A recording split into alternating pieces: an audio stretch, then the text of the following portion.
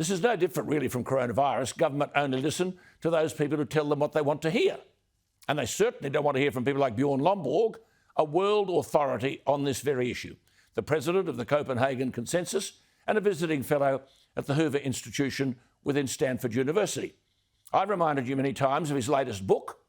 We had kids marching in the streets here last week across Australia in school time over something they know nothing about other than the fact they've been brainwashed and filled with fear.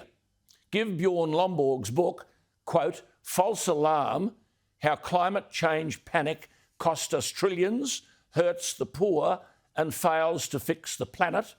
Why can't schools be asked to study that? Bjorn Lomborg has said, and I quote, Biden's climate alarmism is almost entirely wrong.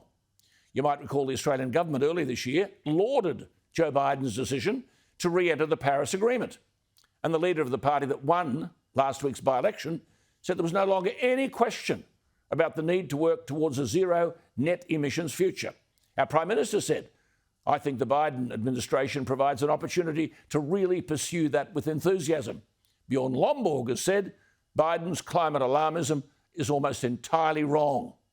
He said asking people to spend $1,500 every year is unsustainable when surveys show that a majority are unwilling to spend even $24 a year on climate.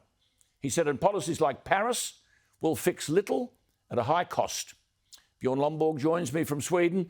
Bjorn, lovely to talk to you again. Thank you for your time. I suppose we can work on the political principle that when you're tired of saying it, someone might be starting to hear it. What do you think?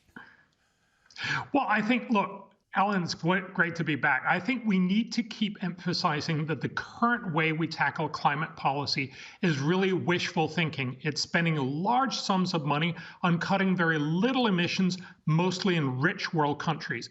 This is not going to fix global warming. It is going to harm the poor, both in the rich world and especially in the poor world. And really, it's going to undermine the ability to actually try to fix climate change, while, of course, also fixing all the other problems in the world. Remember, for most people around the world, there are much bigger issues of just getting people out of poverty, starvation, sickness, all these other challenges that people also care about and often care much more about. Bjorn, just say something, would you please, to parents of young people who last week across Australia are alarmed, crying, marching in the streets, and they're fed with this stuff in the classroom that our generation, you and I, are robbing them of their future. You've called this the standard alarmist media account reinforced by politicians claiming that climate is an existential threat. What do you say? Well, fundamentally, it's wrong. I totally understand why they think so. If you look at most media, it feels like this could be almost the end of the world.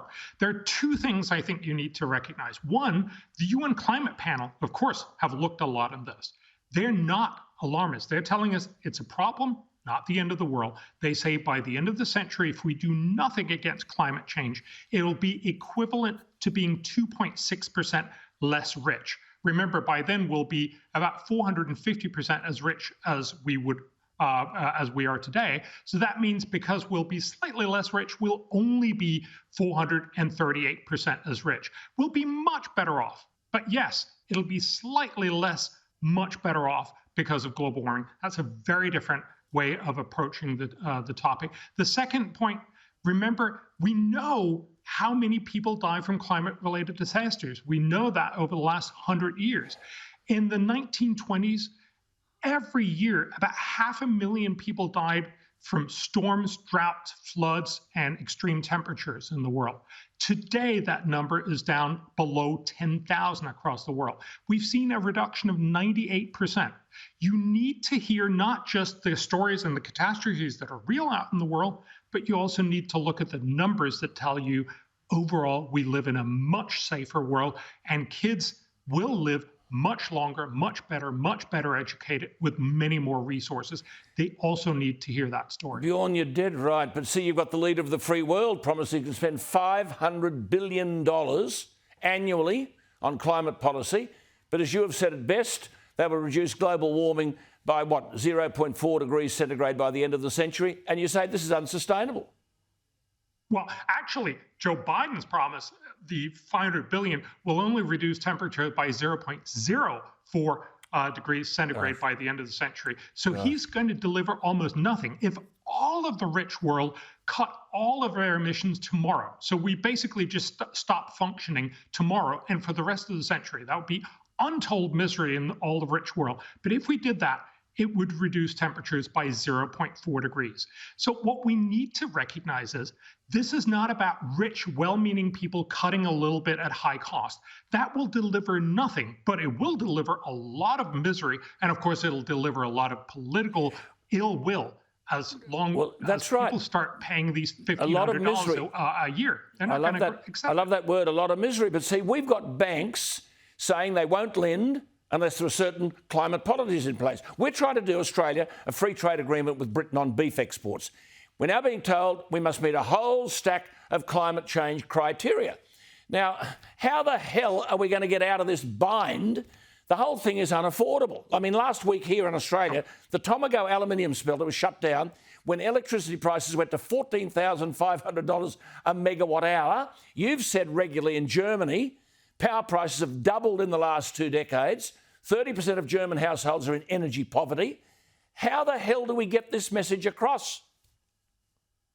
Well, I think it is going to be a hard thing. And I think it will lead to, remember, EU just this week proposed that we're going to create a climate club where all the good willing people like the US and EU will join a club where you only trade within these member states and keep everyone else outside unless they deliver on climate promises. But of course, you can't actually leave 3/4 of the world outside. What will happen, and you're seeing the starts for this, when China and India and Australia is left outside, you will actually get an alternative trading club that will be much bigger, ultimately much more important, and that will say we actually want to achieve the benefits of free trade because that is what lifts people out of poverty.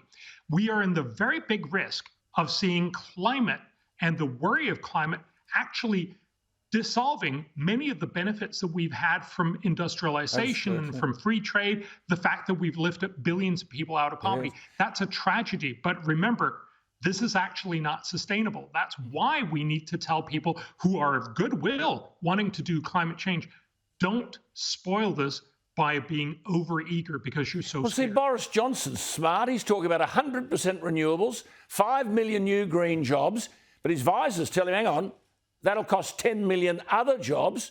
I mean, this is a massive political issue here. Why are government leaders carrying on like this? Partly because government leaders just want to get voted in next time. So they're making all these grand promises and then somebody else will have to pay in 10 or 20 years. But of course, reality is once those promises come around and you actually have to pay up for them, most countries are not going to deliver. You will have some rich countries like Germany who's willing to spend €500 billion on achieving very little carbon emission reduction. But most countries won't be willing to do that. Well, that's why we need to say... Bjorn, just before we go, the governor of the Bank of England spoke last year to the United Nations at that Climate Action Summit. He's a Goldman Sachs executive. He was virtually threatening the livelihood of businesses around the world if they didn't toe the line on climate change. And he said, quote, firms that align their business models to the transition to a net zero world will be rewarded handsomely. Those who fail to adapt will cease to exist. Yeah, I mean, look, it is obviously not true because if companies are effective at actually producing what customers want, they will succeed. Sure, we should all be environmentally conscious, but we shouldn't go outside and say we're going to pay whatever to achieve very little climate benefit. But are we being led into an economic death trap? Are we being led into an economic death trap?